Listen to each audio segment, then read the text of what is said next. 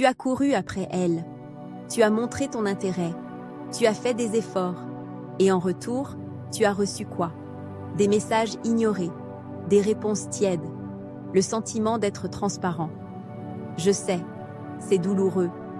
Et je sais aussi que tu te demandes, est-ce que je compte pour elle, oui ou non? Alors laisse-moi te dire quelque chose en tant que femme. Ce que tu ne sais pas, c'est que le moment où tu décides de partir, le moment où tu arrêtes d'essayer, quelque chose de radical se passe dans notre tête. Des pensées surgissent, des émotions s'activent, des regrets apparaissent. Je vais te révéler aujourd'hui les 10 pensées exactes qui envahissent l'esprit d'une femme quand un homme cesse de la poursuivre. Et crois-moi, la 10e va complètement changer ta perspective sur ce que tu vis en ce moment. Avant qu'on plonge ensemble dans ces révélations, j'ai une petite faveur à te demander. Si ce contenu t'aide à mieux comprendre ce qui se passe dans la tête des femmes, montre-le. Un pouce bleu, un abonnement, ça prend 2 secondes et ça permet à cette vidéo d'atteindre d'autres hommes qui en ont besoin. Et j'ai une question pour toi. Dis-moi en commentaire depuis quelle ville tu regardes cette vidéo. J'adore lire vos messages et voir d'où vous venez. Ça crée une vraie communauté. Allez, maintenant on entre dans le vif du sujet. Première pensée. Y a-t-il une autre femme? C'est la toute première pensée, la plus immédiate, la plus urgente. Dès que ton attention disparaît, notre cerveau de femme se met en mode détective. Laisse-moi t'expliquer pourquoi. Ce n'est pas nécessairement de la jalousie ou un manque de confiance en soi. C'est plus profond que ça. Le cerveau humain déteste le vide. Il déteste les questions sans réponse. Alors quand quelque chose change brutalement dans notre environnement, notre esprit cherche automatiquement une explication logique. Et la première explication qui vient, une autre femme, quelqu'un d'autre a capté ton attention. Quelqu'un d'autre a réussi là où je n'ai pas voulu m'investir. Ce qui est fascinant, c'est ce que cette pensée déclenche ensuite. Elle commence à repasser mentalement toutes vos interactions récentes. Est-ce que tu as mentionné un prénom féminin?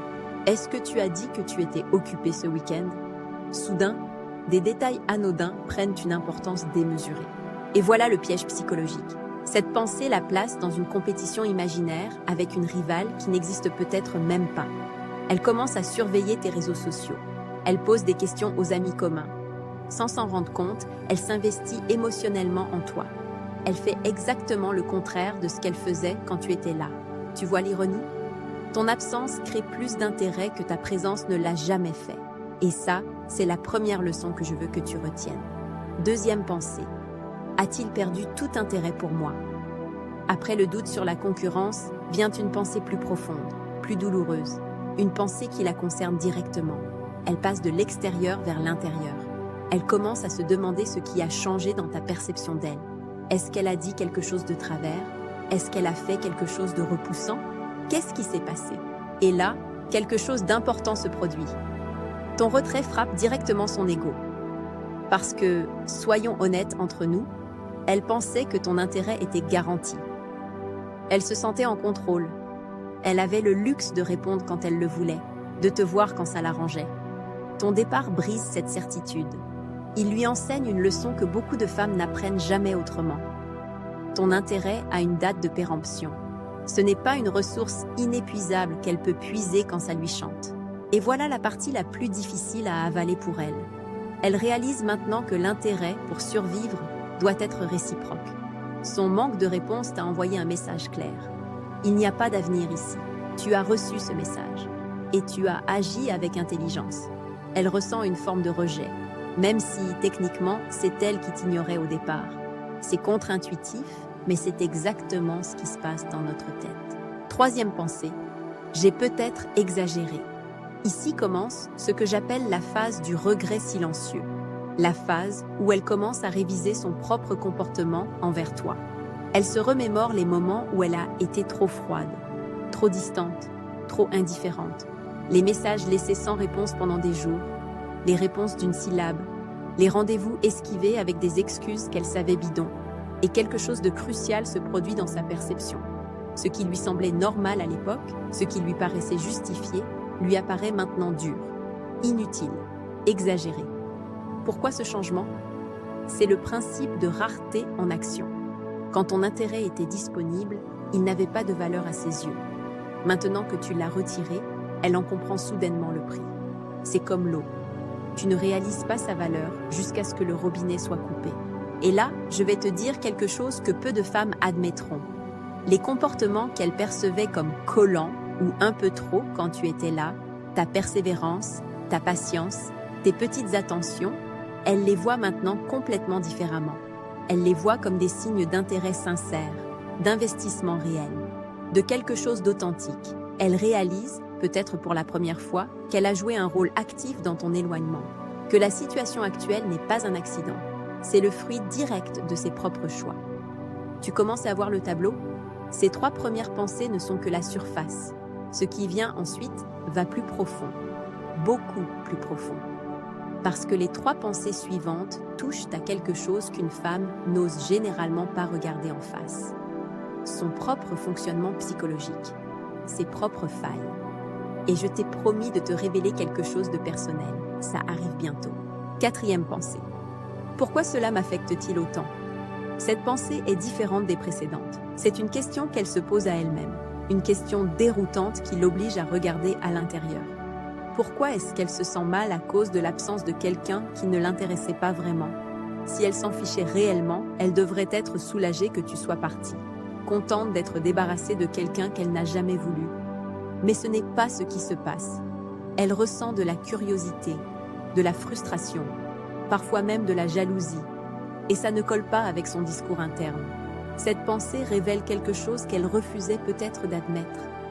Il se passait quelque chose sur le plan émotionnel. Peut-être qu'elle aimait ton attention sans vouloir l'avouer. Peut-être qu'elle te gardait comme filet de sécurité pour nourrir son ego, pour se sentir désirée, pour avoir la confirmation qu'elle était attractive. Et là, entre en jeu ce que les psychologues appellent la peur de manquer quelque chose. Le fameux FOMO. Quand tu étais disponible, elle avait le luxe de ne pas décider. Elle pouvait remettre à plus tard. Maintenant que tu as retiré l'offre, tu l'as forcée à affronter ses propres sentiments. La question qui la hante vraiment, et si j'avais laissé passer quelque chose d'important? 5e pensée. M'aimait-il vraiment? Cette pensée est un mécanisme de défense. Une tentative de remettre en question la sincérité de tes sentiments passés pour protéger son ego. Elle se dit quelque chose comme ça. S'il m'aimait vraiment, il n'aurait pas abandonné si facilement. Le vrai amour ne s'arrête pas. Le vrai amour persiste malgré les obstacles. Et je dois être honnête avec toi sur l'origine de cette croyance. Elle vient des films romantiques. Des histoires où le héros poursuit l'héroïne encore et encore, malgré tous les rejets, jusqu'à ce qu'elle finisse par céder. C'est beau au cinéma. Dans la vraie vie, c'est une recette pour le désastre et parfois le harcèlement.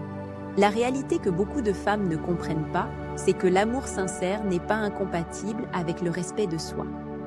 Un homme mature, un homme de valeur, se retire quand il n'est pas apprécié, non pas parce qu'il n'aime plus, mais parce qu'il se respecte assez pour ne pas mendier de l'affection. Ce que cette pensée fait réellement, c'est la protéger du regret. Si elle peut se convaincre que tes sentiments étaient faux ou superficiels, elle n'a pas à regretter de t'avoir perdu. Mais cette protection a un coût. Elle l'empêche d'apprendre la vraie leçon. Les relations demandent 2 personnes qui s'investissent. 6e pensée, il ne m'a pas mise sur un piédestal. Cette pensée est peut-être la plus surprenante de toutes, et elle révèle quelque chose de profond sur ce qui attire vraiment les femmes. Quand un homme met une femme sur un piédestal, il la traite comme une déesse parfaite qui mérite d'être vénérée. Ça peut sembler romantique. En réalité, ça nous déshumanise. Ça nous transforme en idole au lieu de partenaire. Ce que ton départ lui communique, c'est un message radical. Tu es une personne avec des choix. Je respecte ton choix de ne pas être intéressé. Et j'agis en conséquence en passant à autre chose. Pour une femme habituée aux hommes qui s'accrochent, qui supplient, qui essaie de briser ses défenses par l'usure, ton retrait est déstabilisant. Elle ne sait pas comment réagir parce que ce n'est pas le scénario habituel. Et maintenant, je vais te révéler quelque chose d'important. Si elle se sent offensée que tu ne te sois pas battu davantage pour elle, ça révèle un sentiment que les anglo-saxons appellent entitlement. Un sentiment de droit acquis. Elle veut avoir le droit de te rejeter. Mais elle s'énerve quand tu exerces ton droit d'arrêter d'essayer. Ton départ lui montre quelque chose de rare et d'attirant. Tu as de la dignité. Tu ne la vénères pas aveuglément et ironiquement, c'est exactement ce qui te rend plus intéressant à ses yeux. 7e pensée. Pourquoi n'ai-je pas vu sa valeur? Et voilà le moment où je t'ai promis de te révéler quelque chose de personnel. Cette septième pensée, je l'ai eue. Pour le garçon dont je t'ai parlé au début, il y a eu un moment, des semaines après son départ, où je me suis retrouvée à penser à lui, à vraiment penser à lui, et j'ai commencé à voir des choses que je n'avais pas vues avant. Je me souvenais soudainement de sa constance, de sa façon d'écouter quand je parlais, de ces petites attentions qu'il avait et que je balayais comme si c'était normal, de sa patience face à mon indifférence. Tout ça était flou avant, comme une image pixelisée, et soudain, c'était en haute définition. Ce qui s'est passé dans ma tête, c'est ce qu'on appelle un effet de contraste. Quand il était là, je le comparais à un idéal imaginaire, à quelque chose de mieux qui allait arriver. Maintenant qu'il était parti, je le comparais au vide, et le vide perdait. Cette pensée peut mener à une découverte douloureuse, mais nécessaire. Certaines femmes réalisent qu'elles ont une tendance à valoriser ceux qui les traitent mal et à ignorer ceux qui les traitent bien. C'est un schéma, un pattern. Et parfois, il faut perdre quelqu'un de bien pour le voir clairement. Ces 7 premières pensées préparent le terrain pour ce qui vient. Le renversement complet. Le moment où la dynamique de pouvoir bascule entièrement. Les 3 dernières pensées sont celles où elles se retrouvent exactement dans la position où tu étais.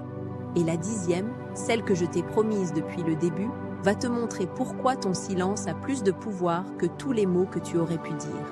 8e pensée. Et s'il ne voulait plus de moi? Voilà le moment du renversement total. La question change complètement. Elle passe de « est-ce que je le veux ?» à « est-ce qu'il veut encore de moi ?» C'est un basculement psychologique majeur. Elle a maintenant peur que tu aies vraiment tourné la page, que tu sois avec quelqu'un d'autre, ou pire, que tu sois heureux tout seul.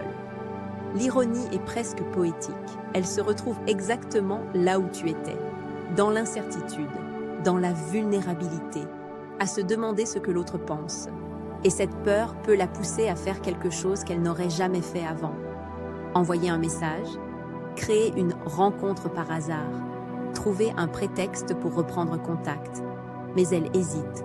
Pourquoi? Parce qu'elle a peur d'être rejetée. Elle a peur de se mettre à nu émotionnellement, de faire exactement ce que tu faisais avant. Et maintenant, elle comprend, peut-être pour la première fois, ce que ça faisait d'être à ta place. 9e pensée, il ne dépend pas de moi pour être heureux. Cette pensée est cruciale et elle touche à ce qui attire vraiment les femmes de manière profonde et durable. Ton retrait calme, sans drame, sans supplication, lui prouve quelque chose. Tu as une vie complète sans elle. Tu la voulais dans ta vie, c'est vrai, mais tu n'avais pas besoin d'elle pour respirer, pour fonctionner, pour être bien. Cette qualité, l'indépendance émotionnelle, est l'un des attraits les plus puissants qu'un homme puisse avoir. L'homme qui ne mendie pas l'affection, qui ne s'effondre pas face au refus, qui continue son chemin avec dignité, cet homme paraît confiant, stable, fort, et elle réalise quelque chose d'important. Être avec toi aurait été un ajout à sa vie, pas un fardeau, pas une responsabilité de te réparer ou de te compléter. Tu étais déjà complet. L'ironie magnifique, c'est qu'elle n'a apprécié cette qualité que lorsqu'elle s'est manifestée par ton absence. Elle était là avant, elle ne la voyait simplement pas. 10e pensée. Pourquoi suis-je si bouleversée? Et nous voilà à la pensée finale, celle que je t'ai promise depuis le début, la pensée qui change tout. C'est une méta-pensée. Une pensée sur ses pensées. Elle se demande pourquoi l'absence de quelqu'un qui ne l'intéressait pas occupe autant d'espace dans son esprit. Pourquoi elle y pense le matin? Pourquoi elle vérifie son téléphone? Pourquoi elle se surprend à imaginer des scénarios de retrouvailles? Cette question l'oblige à affronter des vérités inconfortables sur elle-même. Est-ce qu'elle est accro à l'attention? Est-ce qu'elle a peur de l'intimité au point de repousser systématiquement les gens qui s'approchent? Est-ce qu'elle ne veut que ce qui est inaccessible? Si elle est honnête avec elle-même, et beaucoup de femmes ne le sont pas, elle tirera une leçon précieuse. L'intérêt sincère mérite du respect et de la clarté, pas du mépris. Le timing compte, et les opportunités n'attendent pas éternellement. Cette pensée peut déclencher 2 réactions, soit une vraie croissance personnelle, une remise en question de ses patterns relationnels, soit un refus de regarder la vérité en face et la répétition des mêmes erreurs avec le prochain homme. Dans tous les cas, ton absence lui a donné quelque chose que ta présence n'aurait jamais pu lui donner. Un miroir. Écoute-moi bien maintenant. La leçon ici n'est pas la manipulation. Ce n'est pas la vengeance. Ce n'est pas une technique pour récupérer ton ex ou pour la faire souffrir. La leçon, c'est de connaître ta propre valeur. Quand tu réalises que ce que tu offres est précieux, quand tu refuses de le donner à quelqu'un qui ne le valorise pas, tout change autour de toi. Ton retrait n'est pas une défaite. C'est une déclaration de respect envers toi-même. Et c'est exactement ce qui fait qu'elle et les autres femmes te voient sous un tout nouveau jour. La psychologie humaine est ainsi faite. Nous désirons ce que nous ne pouvons pas avoir. Nous dévalorisons ce qui est facilement accessible. Tu ne peux pas changer cette réalité, mais tu peux l'utiliser à ton avantage en devenant quelqu'un qui n'est pas facilement accessible. Non pas par jeu, mais par authenticité. Un homme qui a des standards. Un homme qui respecte son temps et son énergie. Un homme qui sait partir quand il n'est pas apprécié.